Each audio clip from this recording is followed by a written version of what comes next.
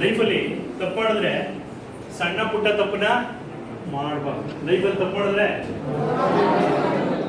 ದೊಡ್ಡ ದೊಡ್ಡ ತಪ್ಪು ಮಾಡ್ಬೇಕು ಇಲ್ವಾ? ಸಣ್ಣ ಪುಟ್ಟ ತಪ್ಪನ್ನ ಮಾಡಕ್ಕೆ ಹೋಗ್ಬಾರ್ದು ಅಂತ. ದೊಡ್ಡ ದೊಡ್ಡ ತಪ್ಪು ಯಾವುದು? ಒಂದು ಎಕ್ಸಾಂಪಲ್ ಹೇಳಿ ನನ್ನ ಮಾತನ್ನ ಮುಗಿಸ್ತೀನಿ. ಟೈಮ್ ಎಷ್ಟಾಯ್ತು? ಎಷ್ಟು ಟೈಮ್ ಸರ್? 5 minutes, 5 ನಿಮಿಷ. ನೆಕ್ಸ್ಟ್ GDP ಹೇಳ್ತಾರೋ ಇಲ್ಲಿ ಟಾಪ್ 5 2.7 ನೋಡಿ. ಹಂಗೇನೆ GDP ಅಮೆರಿಕಾದ 26 trillion.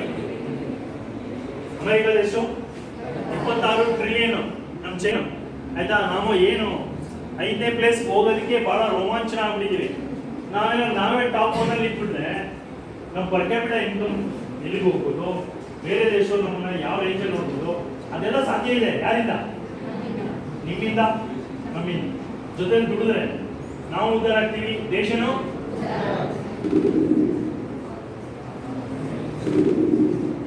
Next wait. Total entrepreneurs ಅಲ್ಲಿ 86% ಮೀಸೆ ಬಿಟ್ಟ ಗಂಡಸು. ಫೀಮೇಲ್ಸ್ ನಿಮಗೆ ಹುಡುಗಿಗೆ ಹೇಳ್ತಾರೆ, ಫೀಮೇಲ್ ಓನ್ಲಿ 14%. ಈ ರೇಷಿಯೋ 50-50 ಆಗಬೇಕು ಅಂತಂದ್ರೆ ಅತಿ ಹೆಚ್ಚು ಮಹಿಳಾ ಎಂಟರ್ಪ್ರಿನರ್ಸ್ ಉಂಟು. ಅತಿ ಹೆಚ್ಚು ನಿಮಿತ್ತ ಬಂದಾಗ ಈ ರೇಷಿಯೋ ಚೇಂಜ್ ಆಗುತ್ತೆ. ಯಾಕೆ ಎಂಟರ್ಪ್ರಿನರೇ ಆಗಬೇಕು? Satisfaction, success rate, freedom, happiness ಮತ್ತೆ ಮನಿ ಎಲ್ಲ ಇದೆ. ಅದೇ ಅಷ್ಟೇ ತಾನೇ ಬೇಕಾಗಿರೋದು, 5 ತಾನೇ ಲೈಫ್ ಬೇಕಾಗಿರೋದು. ನೆಕ್ಸ್ಟ್ ಕಡೆಗೆ ಯಾರು ಹೇಳಿದೆ? Next wait. ನೀವು ಹೇಳಿದ ಮಾತು ಯಾವುದು ಕೇಳಲ್ಲ ಸರ್, ಸುಮ್ಮನೆ ಮೇಷ್ಟು ಕೂರ್ಸೋದಕ್ಕೆ ಏನೂ ಆಗಲ್ಲ. ಅಲ್ಲ ಕೊಟೇಶನ್ ಇದೆ ಓದಿ. Start working to fulfil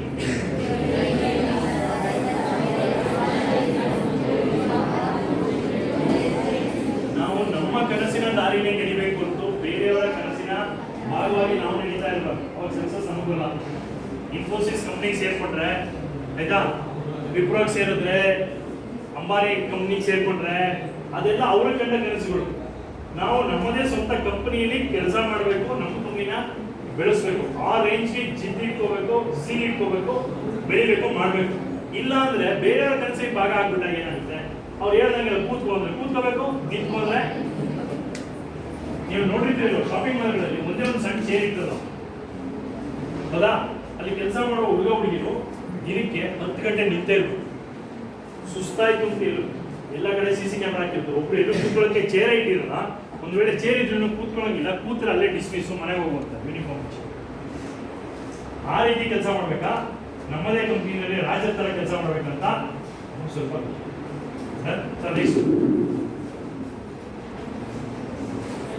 next risk ಇದ್ರೆ ರಿವಾರ್ಡ್. ನೆಕ್ಸ್ಟ್ ಇವತ್ತು ಏನಾಗುತ್ತೆ? ಗುರುವಾರ ಅಲ್ವಾ? ಆಸ್ ಯೂಶುವಲ್ ಕಾಲೇಜ್ ಹೋಗಿ ಬರ್ತಾಯಿತ್ತು. ಇವತ್ತು ವಾಪಸ್ ಹೋಗಿ ಬಂದ್ಮೇಲೆ ಏನೋ ದೊಡ್ಡ ಮಾತಾಡ್ತಾರೆ. 1 ಕೋಟಿ ಆಯ್ತಾ, ಪ್ರಾಜೆಕ್ಟು ಎಕ್ಸ್ಪೋರ್ಟ್ ಹೋಗ್ತಾರೆ, ಏನೋ ಹುಡುಗಿ ಅಂತ ಖಂಡಿತ ಅಂತಾರೆ. ನೀವು ಮಾತಾಡೋಕ್ಕೆ ಸ್ಟಾರ್ಟ್ ಮಾಡೋದು ಸರ್ ಚೆನ್ನಾಗಿ ಹೇಳ್ತಾರೆ. ಏನಂತ? ನಾನು 1000 ಕೋಟಿ ರೂಪಾಯಿ ಪ್ರಾಜೆಕ್ಟ್ ಹಾಕ್ತಿದ್ದೀನಿ ಆಯ್ತಾ, ಐಸ್ ಕ್ರೀಮ್ ಏನು ಇನ್ನೇನು ಬೇಕು ಮಾಡ್ಬಿಟ್ಟಿದ್ದೀನಿ ಅಂತ ನೀವೇನಾದ್ರು ಮಾತಾಡಿದ್ರೆ ಜನ ಫಸ್ಟ್ ನಿಂತಾರೆ. ನೋಡಿಲ್ಲ ನಾವು ಸರಿ, ದಯವಿಟ್ಟು ಹಂಗೆ ಆಗೋದಾಗ ಏನಂತ ಹೇಳಿ,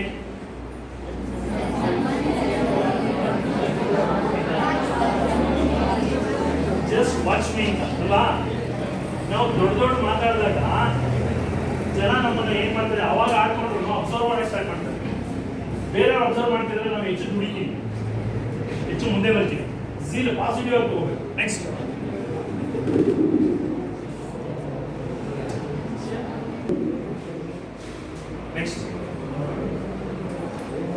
ಇಡೀ ಅಮೆರಿಕ ಅಷ್ಟು ಮುಂದುವರೆದಿದ್ರೆ ಆ ಅಮೆರಿಕ ಮುಂದುವರಿಯೋದಕ್ಕೆ ಒಬ್ಬ ಉದ್ಯಮಿ ತನ್ನದೇ ಕಾಂಟ್ರಿಬ್ಯೂಷನ್ ಕೊಡ್ತಾರೆ. ಹೆನ್ರಿ ಫೋರ್ಡ್ ಕಂಪ್ನಿ ಗಾಡಿ ಕೇಳ್ರೋ, ಅದನ್ನ the one who invented the Ford car 100 years back, exact ಆಗಿ 100 years back, 1907, if I am not wrong, 1907ರಲ್ಲಿ ಅವನು ಫೋರ್ಡ್ ಕಂಪ್ನಿ ಟಿ ಮಾಡೆಲ್ ಅಂತ ಹೇಳ್ಬಿಟ್ಟು ಕೆಳಗಡೆ ಇದೆಯಲ್ಲ 50 million cars have been sold.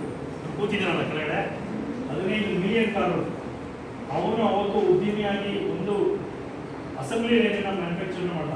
ಈ ಜಗತ್ತಿನ ಎಲ್ಲ ಕಾರ್ ಮ್ಯಾನುಫ್ಯಾಕ್ಚರರ್ಸ್ ಅವನು ಹಾಕಿಕೊಟ್ಟ ದಾರಿನಲ್ಲಿ ಹೋಗ್ತಾರೆ. ಫೋರ್ಡ್ ಆಯ್ತಾ, ಒಬ್ಬ ಉದ್ಯಮಿ ಮುನ್ಸ್ ಮಾಡಿದ್ರೆ ಅವನು ಅಮೆರಿಕ ಎಕಾನಮಿ ತಿರುಗಿಸಿದಾನೆ ಅಂದ್ರೆ ನಮ್ಮ ನಿಮ್ಮಲ್ಲಿ 10 ಜನ ಅಂಬಾನಿಗಳು ಉತ್ತರಿಸ್ಬಿಟ್ರೆ, 10 ಜನ ಇನ್ಫೋಸಿಸ್ ನಾರಾಯಣ ಮೂರ್ತಿ ಅವ್ರ ಮುಂದೆ ಬಂದ್ರೆ